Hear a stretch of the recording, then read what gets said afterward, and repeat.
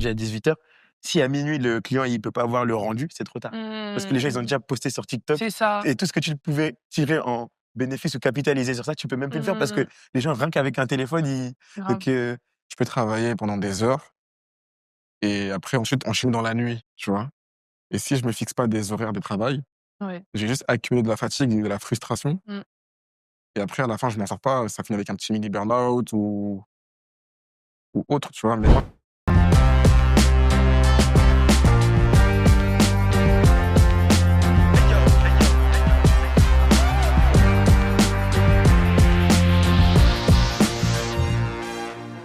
Bonjour à tous et bienvenue dans votre émission B2B. Une émission qui donne la parole aux créatifs. Et aujourd'hui, on se retrouve avec un vidéaste que j'affectionne tout particulièrement, ainsi qu'un DJ qui a un parcours assez original et on va voir tout ça ensemble. Est-ce qu'on peut accueillir pour Cédric et DJ Mkani, s'il vous plaît?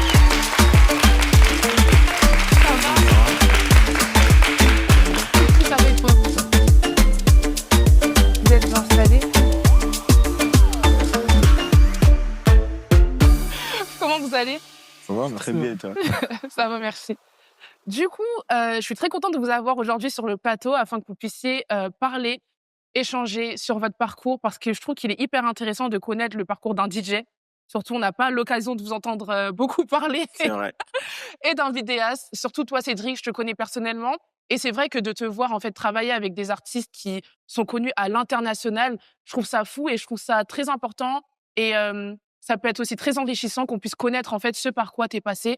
Comment est-ce que tu as pu en arriver là où tu en es aujourd'hui et tout simplement pouvoir, montrer aux personnes que, c'est possible de pouvoir arriver à des hautes sphères, on va dire, simplement en étant autodidacte. OK. Donc Cédric, est-ce que tu pourrais nous expliquer justement comment est-ce que tu as fait pour être le vidéaste que tu es aujourd'hui? Bah, moi quand j'ai commencé la vidéo, ça a démarré sur un premier film que j'ai vu au cinéma quand j'étais petit, qui était, Spider-Man et ce qui m'a intrigué, c'était plus la façon de comment c'était filmé, le cadrage et cetera, plus le son. Donc j'étais pas forcément intéressé par l'histoire, mais plus comment le réalisateur a captivé les spectateurs et à fur et à mesure, bah, j'ai essayé de reproduire la même chose avec mes amis. Donc on avait des petites caméras qu'on a récupérées qui étaient à nos parents et on a fait des petits courts métrages, entre guillemets, à l'extérieur avec des pistolets, genre des Nerf, des trucs comme ça. Donc il fallait juste rajouter en tout cas des bruitages pour que ça paraisse, un peu comme dans les films et en fait, à fur et à mesure, j'ai touché pas mal à des logiciels de montage comme le premier logiciel là que tout le monde connaît qui est Windows Movie Maker. Ouais, vraiment à Le l'ancienne. truc là où tu colles les images et je faisais ça avec, pour les sorties scolaires avec les professeurs. En gros, je récupérais toutes les images qu'on avait, grâce à un appareil photo et à force, bah, j'ai suivi juste le parcours, tu vois? Genre j'ai vraiment touché à plusieurs logiciels différents et après il y avait YouTube qui a commencé à se démocratiser un peu plus. Il y avait Squeezie, tous ces youtubeurs-là. Donc j'ai commencé à faire des tutoriels, à montrer aux gens comment utiliser, Sony Vegas Pro, après, After Effects. Donc du coup, j'ai fait plein d'animations. Avec mon cousin, on faisait pas mal de aussi de tu sais, on faisait des jeux vidéo, on jouait à des jeux vidéo et on commentait pas mal des matchs auxquels Mmh. on jouait, à FIFA et cetera et après, tout doucement, il y a eu Vine qui est venu. Donc Facebook a commencé aussi à s'ouvrir aux créateurs. Bon, je pense que personne n'était vraiment au courant qu'on devenait créateur. Il y avait Vine qui s'est installé. Ça, c'était courant quand, 2012? 2013? Ouais, un truc ouais, je pense que c'est un truc comme ça et surtout que moi, à la base, moi, je voulais être, acteur. Donc j'ai touché à la vidéo pour devenir, acteur. Mais comme à l'époque aussi pour, percer, il fallait, malheureusement pour nous, en tout cas chez en France, les noirs, il fallait qu'on fasse beaucoup, l'accent africain et cetera, tout Mmh, ça mmh, pour, mmh, mmh. pour être connu. Donc du coup, je me suis retrouvé derrière la caméra parce que ma mère, elle a vu ça une fois, elle m'a dit: «Qu'est-ce que tu me fais là?» Donc j'ai vu qu'on était pas mal mis en avant et tout le monde pouvait voir la vidéo.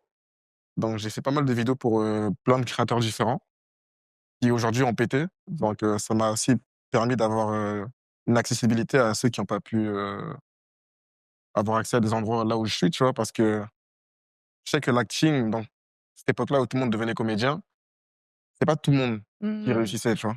Donc moi, le fait que je sois derrière la caméra, je suis constamment appelé. Donc, on m'appelait tout le temps pour faire des vidéos, donc j'étais vraiment avec les gens qui avaient percé entre guillemets dans le game. Donc du coup, je me suis fait un nom. À force qu'ils me créditent, mon nom était toujours là. J'étais un peu le premier, on va dire même, parmi les vidéastes, je pense. Parce que j'étais vraiment, le mec qui était tout le temps présent, disponible. Je faisais tout gratuitement, je séchais les cours pour faire ça et même en faisant ça Pourquoi ouais, gratuitement? mmh, Pourquoi gratuitement? bah, parce que j'étais pas payé. Mais après, c'est parce que moi, c'était une passion. Moi, je prenais Ouais. plaisir à faire des petites réals Mmh. pour ces petits mini formats et après, bah, je pense que j'étais là, je pense que j'ai pris la bonne vague, en fait. Mmh. Parce qu'après, ce qui a suivi, c'était le confinement et le confinement a vraiment permis aux créateurs de se découvrir et d'approfondir leur créativité et leur passion. Donc c'est là que le terme filmmaker s'est installé. Ben, je me suis vraiment mis en avant en tant que filmmaker et moi, j'étais en parallèle avec mes études. J'avais fait, MGM Graphic Design pendant 2 ans. OK, Après, j'ai fait un master MGM Graphic Design, c'était vraiment une formation de montage vidéo OK. et après j'ai fait un master qui était en parallèle avec les réseaux sociaux. Donc du coup, c'était du social media marketing et moi, je voulais vraiment juste déjà avoir un diplôme pour m'assurer une place au cas où si mon Mmh. rêve ne pouvait pas en gros, se réaliser. Mais j'ai fait aussi ce master qui était en lien avec les réseaux sociaux. Donc je me suis dit: «Vas-y, en vrai, vidéo plus Facebook, Instagram, ça marche ensemble, donc pourquoi pas?» Et je me suis dit: «Peut-être ma vie, moi, c'est, devenir community manager». Parce que moi, j'étais en alternance dans une agence de com qui gérait, tous les restaurants de Paris. Donc je me déplaçais, je faisais du contenu et je revenais à l'agence et je faisais du montage plus, je Mmh. postais pour eux. Et même en vrai, c'est à ce moment-là, j'ai commencé vraiment à découvrir aussi la caméra, tous les paramètres et cetera. Donc là, on quitte le côté iPhone à caméra. Donc là, tu étais community manager, mais en même temps, tu filmais, du contenu pour eux avec une caméra? C'est Mais ça. tu étais considéré comme un community manager? Bah, en vrai, le vrai terme, c'était content manager. OK, Donc en d'accord, gros, ouais. tu peux faire du contenu. Donc juste le terme content manager, moi, j'aimais bien. Je me suis dit: «Ah, Il y a c'est le mot ça», tu vois? manager dedans. C'est ça. Donc pour moi, c'était une façon aussi de prouver à ma mère que ce que je fais, c'était pas, ridicule. Mmh. Parce qu'aussi, il y a le rapport avec la famille qui était un peu compliqué. Mmh. Tout le monde était comptable, et dans la gestion. J'ai ma sœur qui travaille à l'ONU et cetera. Mmh. Je suis le seul gars qui parle de vidéo, donc ils prenaient pas ça au sérieux. Donc il fallait faire un master pour leur montrer que, j'ai une strat en tête, donc faites-moi Mmh. Mmh. confiance. Mais du coup, le confinement est arrivé, donc là, j'étais vraiment confiné, j'étais en télétravail et ça m'a aussi poussé à faire mes propres vidéos à moi. Donc une fois que le confinement s'est terminé et que j'ai eu mon diplôme, j'ai dit: «Vas-y, hein, let's go, je me lance», tu vois? Mmh. Mmh. Ben, je me suis lancé, pas directement en tant que déclaré, tu vois, Mmh. auto-entrepreneur, mais je me suis lancé et j'ai fait des petits billets par-ci par-là et après je me suis lancé en tant que freelance et je pense que tout mon bagage que j'ai eu avant m'a permis d'être crédible parce que je suis entouré de personnes qui sont influentes et des artistes, tu vois? C'est vrai. Ben, je me suis créé une petite niche et je suis rentré dedans, et maintenant j'avance encore jusqu'à aujourd'hui. J'aimerais revenir sur, le début de ton parcours. Ouais. Tu as dit que tout a commencé avec, le film Spider-Man que tu as eu à voir au cinéma, mais tu avais quel âge à ce moment-là? Waouh, je sais pas. Spider-Man, on avait quel âge quand c'est sorti? Je crois que j'avais peut-être Il y en a eu beaucoup, hein? C'était le premier. le premier. Moi, je me rappelle que j'étais petit. Waouh, c'est une très bonne question. Ah, peut-être 8 ans? Par là, hein. 9 ans? Moins? Peut-être non, peut-être moi, je pense dans ces eaux-là. Après, je ne sais pas exactement. C'est vrai. Mais c'est-à-dire qu'à cet âge-là, tu avais déjà, conscience que, hem, les caméras pouvaient être tournées d'une certaine manière, que le cadrage, il pouvait être Non, fait, non, ce serait mentir, mais bah, parce que en fait, je dis ça parce que tu as dit justement que, c'est quelque chose que tu te posais des questions, en fait, par rapport à ça. enfin, je me suis pas dit: «Ouais, c'est quelle caméra?» à 8 ans, tu vois? Mais les émotions qu'on m'avait transmises, Mmh. tu vois, genre les bruitages, les effets sonores, la caméra, comment elle va être maniée, tu vois, pour, créer un certain contexte. Moi, c'était ça qui m'attirait, tu vois? Genre, j'étais un peu le fou du cinéma, j'étais là, je tournais ma tête quand la caméra elle tourne aussi. J'étais très sensible à la musique qui était choisie Mmh.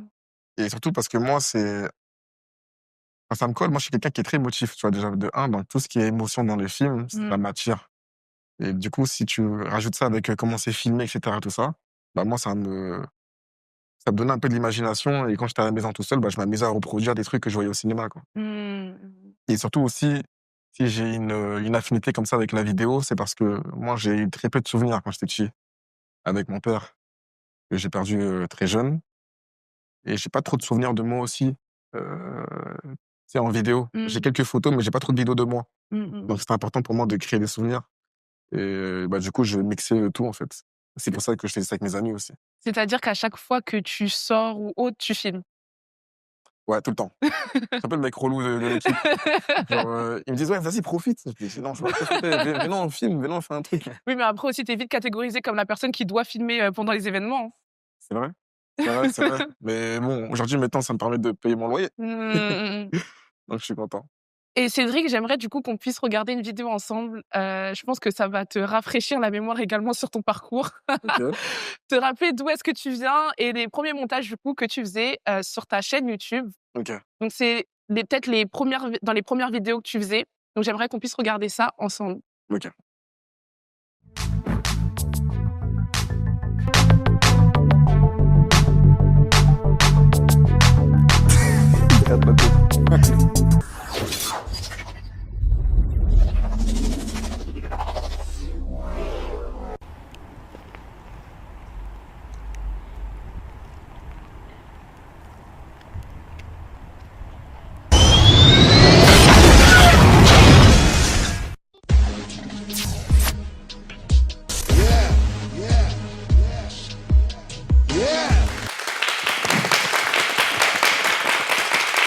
Du coup, qu'est-ce que ça te fait de revoir ça? Je me dis qu'à l'époque, la qualité sur les réseaux, c'était pas ça, hein. Mais ça me rappelle des souvenirs. Toutes les fois, j'ai manié des logiciels pour créer des trucs, quoi. Parce que c'est vrai, à ce moment-là, tu avais quel âge? C'est pas 11 ans, Non, mais 12 ans. pour moi, c'est impressionnant de faire ça à 11 ans. 11 ans. Après, tu reproduis. En fait, il y avait pas mal de tutos. Mais c'était que des Américains qui faisaient ça encore. Il y avait pas de Français. Mais ouais, content. Et du coup, toi, Nil, comment est-ce que tu as fait pour être le DJ que tu es aujourd'hui? Comment j'ai fait pour être le DJ que je suis aujourd'hui? C'est une très bonne question. Déjà, en même temps, est-ce que tu pourrais définir aussi ce que c'est un DJ? Parce que c'est vrai que en échangeant avec toi, j'ai compris ce que c'est un DJ. Comme je l'ai dit, pour moi, c'était vraiment la personne, elle avait sa playlist et elle passait les musiques seulement dans les soirées. Enfin, un métier très simple. Et je comprenais pas, en fait, pourquoi vous étiez à ce prix-là, honnêtement. C'est une question très intéressante. Alors, pour moi, définir la partie vraiment DJ, le DJ va plus s'occuper de la partie live des événements et il va être en charge d'animer et de construire une atmosphère adaptée à la clientèle au moment et à la chronologie d'un événement, en fonction de la base de données qu'il aura créée au préalable, en concertation avec ses invités, et Ok. s'il a le choix avec son style musical ou non, tu vois. Ok. Voilà ce qu'un DJ. Il y a, comme on en avait pu échanger avant, c'est encore différent de la partie beatmaker. Ça fait aussi partie de la production musicale, mais les beatmakers vont plus se charger de créer la musique en studio.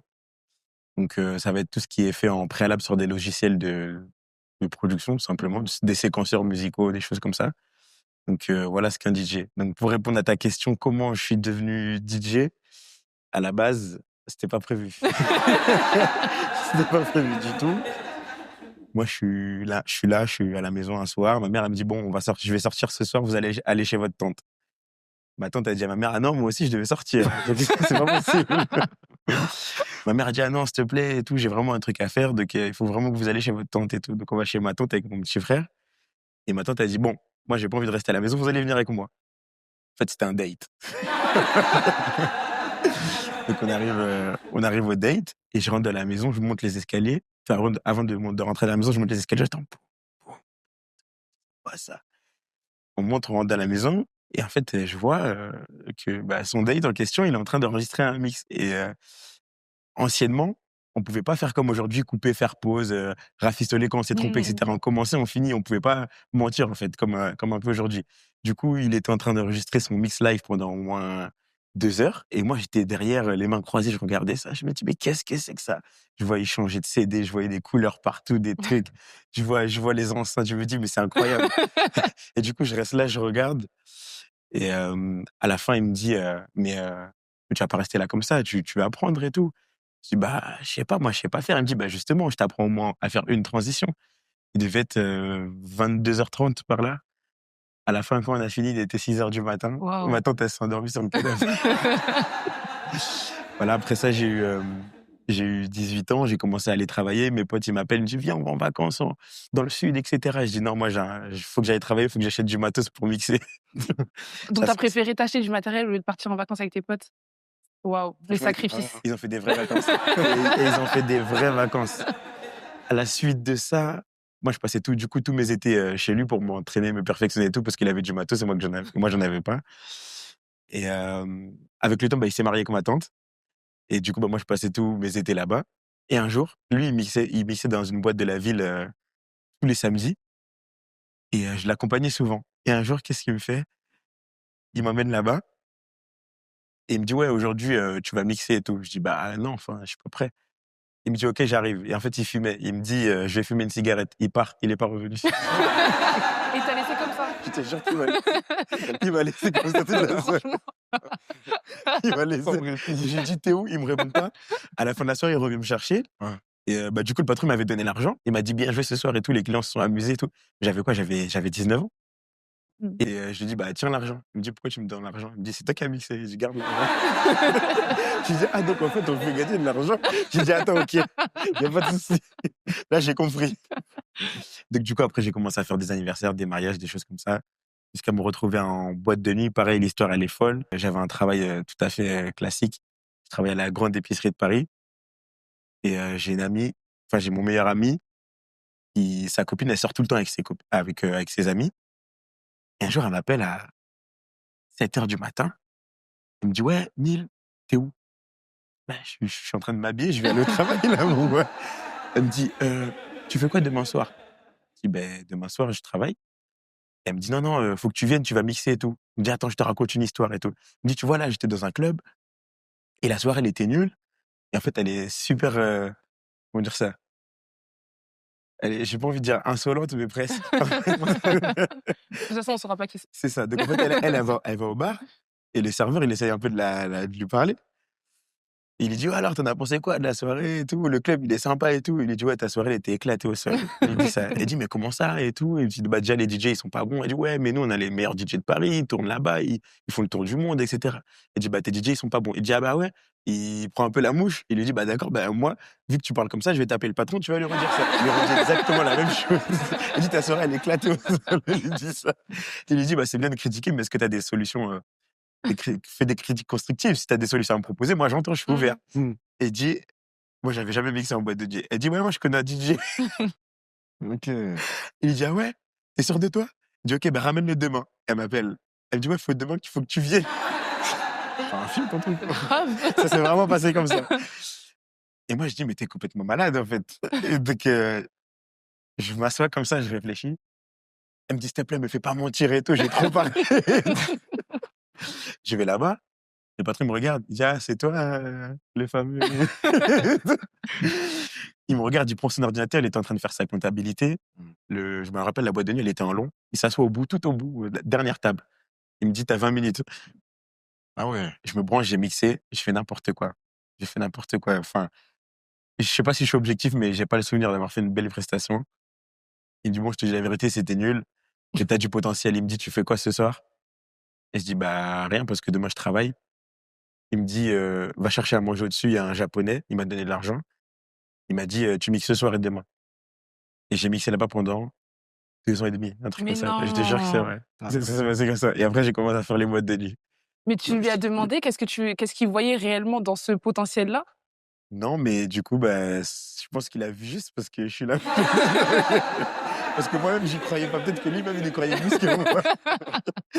Du coup, voilà. Et est-ce que tu avais déjà, l'idée d'en faire ton métier? Pas du tout, pas du tout. Quand j'ai vu les sommes que je pouvais me faire, alors que j'avais quoi? Je devais avoir 20 ans, 20 ans et demi, 21 ans. Je faisais des sommes, même ma mère, elle comprenait pas. Elle me disait: «Mais c'est bizarre quand même». Puis donc je me suis dit: «Bah, en fait, il y a un truc à faire». Là, j'ai commencé à prendre ça au sérieux donc Mais justement, lorsque tu as vu que tu pouvais être payé pour ça, tu as été étonné. Mais est-ce que pour vous, toi aussi Cédric, est-ce que pour vous 2, l'argent, c'est vraiment un moteur? C'est-à-dire que si demain, on réduit vos rémunérations, est-ce que vous allez rester dans ce milieu-là? Oui, parce qu'en fait, dans ce même secteur, tu as plusieurs, branches. Tu sais, tu as la boîte de nuit, tu as le mariage. Mmh. Donc en fait, s'il y a un secteur où ça paye moins, bah, tu changes de secteur, tu vois. Parce Mmh. qu'en vrai, nous, ce qui nous anime, c'est vraiment la passion qu'on a pour ce métier. Donc si moi, demain, on me réduit ma somme, avec un artiste, par exemple, je me tourne vers le cinéma ou je me tourne vers la C'est vrai. publicité, tu vois? Mmh. Donc Mmh. l'argent, c'est pas vraiment le moteur. Pour moi, le moteur, en vrai, c'est le matériel.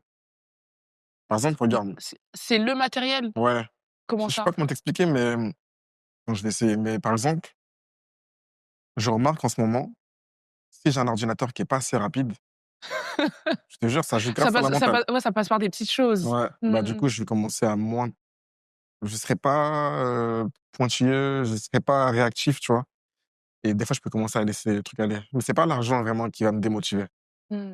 Au contraire, ça va me donner la niaque. Je vais me dire: «OK, tu sûr? Vas-y, je vais aller voir ailleurs, je vais te montrer que moi, là-bas, on me respecte», tu vois? Ou Mmh soit je vais mh. me dire: «Vas-y, peut-être c'est pas toi le bon client et il y en aura un autre». Mmh mh. Donc ouais, c'est tout.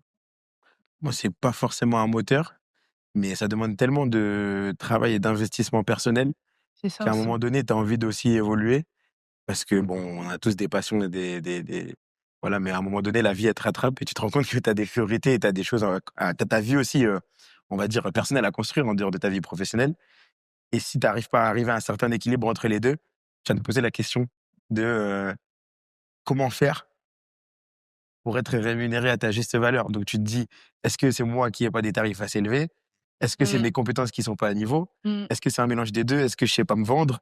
Est-ce que» donc tu vas forcément à un moment donné chercher un point d'équilibre entre tout ça pour que ton travail il soit mis en avant. Parce qu'on est dans des métiers où des fois on dort 3 heures par nuit, des fois on dort pas du tout.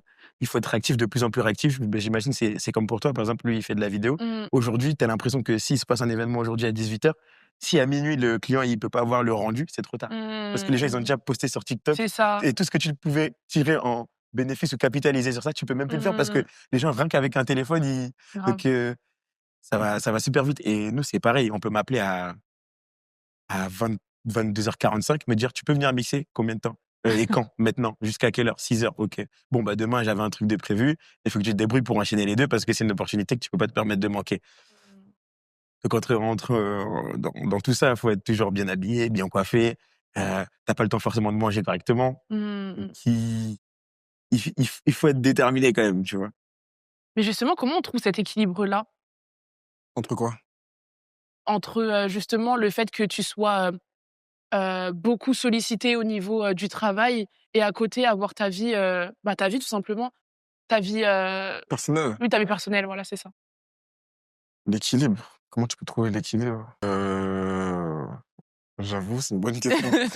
Parce que surtout vidéaste, enfin, je parle parce que je m'y connais un peu, tu peux passer vraiment des jours enfermé à faire des montages. Franchement, je pense qu'il faut trouver l'équilibre, il faut juste apprendre à se créer un planning. Mmh. Moi, je sais que je peux travailler pendant des heures et après ensuite enchaîner dans la nuit, tu vois? Et si je me fixe pas des horaires de travail, Ouais. j'ai juste accumulé de la fatigue et de la frustration Mmh. et après à la fin je m'en sors pas, ça finit avec un petit mini burn-out ou autre, tu vois? Mais moi je Mmh. pense qu'il faut trouver un équilibre, il faut vraiment se créer un planning. Moi j'ai commencé enfin, non, c'est faux, mais j'essaye de commencer en me disant: «Vas-y maintenant je vais me coucher plus tôt, Ouais. me réveiller plus tôt». Comme ça je me donne une deadline, je me dis: «Vas-y de 8h jusqu'à midi je bosse». Mmh. Après je mets mon petit temps libre et en fin d'après-midi je retravaille jusqu'à 20h et après la soirée tu sais, elle m'appartient, tu vois? Mmh. Mmh mh. Mais je pense que pour trouver l'équilibre, faut faire ça. Faut trouver, ton petit, emploi du temps et segmenter. Mmh. Mmh mh. Te dire: «Vas-y, le matin, c'est pour travailler, l'après-midi, c'est pour toi, fin d'après-midi, tu travailles encore un peu», mais vraiment à fond, tu vois? Mmh. Mmh.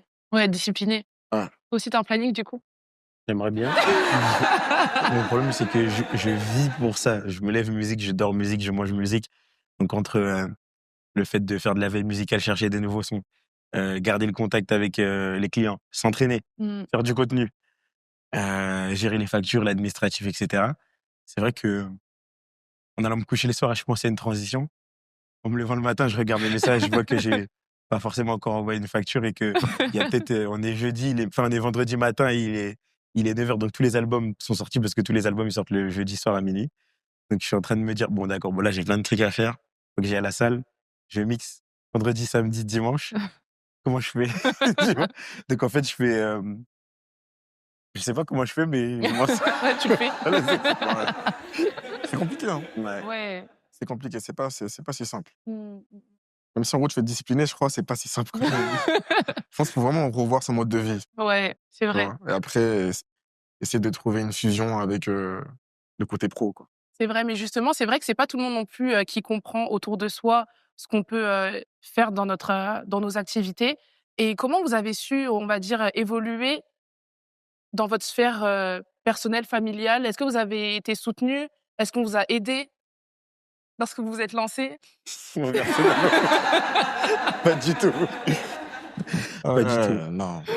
Non, moi, personnellement, ma mère, quand je lui ai dit que je voulais faire de la musique, elle a rigolé. Elle m'a dit: «Je sais pas qu'est-ce que tu me racontes, mais il faut que tu te concentres 5 minutes». Je lui ai dit: «Je vais mixer le week-end». Elle pensait que j'étais un délinquant. Elle me dit: «Mais tu sors la nuit, tu rentres à 6 heures, qu'est-ce que tu fais? Tu vends de la drogue, je comprends pas», machin Ah, et tu lui disais cetera. pas ce que tu faisais? Si, mais pour elle, elle y croyait pas. Elle comprenait pas comment, parce que mon oncle, il est DJ du coup maintenant. Enfin, il est DJ. C'est lui celui qui m'a tout enseigné, on va dire. Mais il a jamais fait tout ce que j'ai fait. Mmh. Aller, dans le sud de la France, revenir le lendemain, aller à Lille, après aller en Belgique, au Maroc et cetera. Et elle pensait que je mentais. Donc Ah. elle pensait que je faisais des trucs pas nets, en fait. Jusqu'à ce que je lui explique, qu'elle voit les factures, les choses, qu'elle voit que les gens parlent de moi, les réseaux sociaux. À un moment donné, j'ai posé de l'argent sur la table, j'ai commencé à elle m'a dit: «OK, j'ai compris maintenant». Avant ça, non, c'était je sais pas qu'est-ce qu'elle pensait que je faisais, mais elle pensait que je mentais. Mmh. Et Ouais. elle savait que pendant tes études, justement, tu étais aussi dedans? Oui, mais après je lui disais pas tout. Voilà, je lui disais pas tout. Moi, quand j'étais en classe, j'étais au fond de la classe avec l'ordinateur, je téléchargeais du son pour aller mixer le week-end. Mais comme moi, j'avais une bonne mémoire, j'ai une mémoire, auditive, j'ai pas besoin de trop en faire pour m'en Waouh! sortir. Du Mmh. coup, finalement, ça je m'en sortais toujours avec 13,5, 12, ça passait toujours. Donc j'ai de la chance de ce côté-là. Du coup, voilà. OK. Ouais, Et en toi, fait, Cédric? moi, je pense que c'est pas si simple parce que déjà, quand tu es en banlieue, je pense que les parents, ils sont arrivés en France pour mettre leurs enfants à l'école, pour qu'ils aient une meilleure vie. En plus, tu es en banlieue, donc du coup, l'éducation elle est un peu plus sévère, tu vois? Mmh. Donc, tu même pas le temps de penser à tes rêves. Et Mmh. nous, maintenant, on a un peu une nouvelle génération où on a brisé un peu les anciens codes de suivre en gros ce que la société nous donne, de faire avec, tu vois? Mmh. On a un peu une nouvelle génération où on croit plus en nous et on veut vraiment se détacher des stéréotypes. Donc, moi, ma mère, non, c'est pareil comme lui. Moi, elle m'a dit: «Qu'est-ce que tu me fais? Tu vois, tu me parles des vidéos, tu t'affiches sur les réseaux sociaux. Mon appartement, on le voit sur les réseaux sociaux. Tu vas me demander, tu ramènes des gens à la maison, tu fais des vidéos pour faire les cons». Tu vois? Ma mère, elle s'est dit: «Mais qu'est-ce qu'il fait mon fils?» Donc, ouais, moi, c'était compliqué. Parce qu'encore une fois, moi, dans ma famille, il y a personne qui est dans l'art, ne serait-ce que juste dans l'art, tu vois? Dans tout ce qui est la créativité. Donc moi, quand je lui parlais de la vidéo, elle a pas pris ça au sérieux. Mais j'ai de la chance que j'ai une sœur qui, même s'il y a un écart d'âge qui est assez grand, elle a quand même dit à ma mère, «Lui, il a son bac, on va l'écouter, on paye une école et on voit ce que ça donne», tu vois? Mmh. Donc du coup, elle m'a payé mon école là qui est MGM Graphic Design. Sur 2 ans, c'était 14 000 et franchement, je pense que c'était vraiment un bon moteur pour moi. Si elle avait pas fait ça, je sais pas là où je serais aujourd'hui, tu vois? Mmh mh. Oui. Ça prend du temps, en fait, c'est un processus. En fait, c'est ça l'entrepreneuriat, c'est un concept, c'est un processus. En fait, c'est une idée que tu as en tête qui finit par se matérialiser. Grave. Mais il peut se passer des années-lumière. Grave. Mais sauf que pour eux, en fait, si tu sais pas où tu vas, faut pas aller. Mais si on avait tous commencé comme ça, on serait nuls.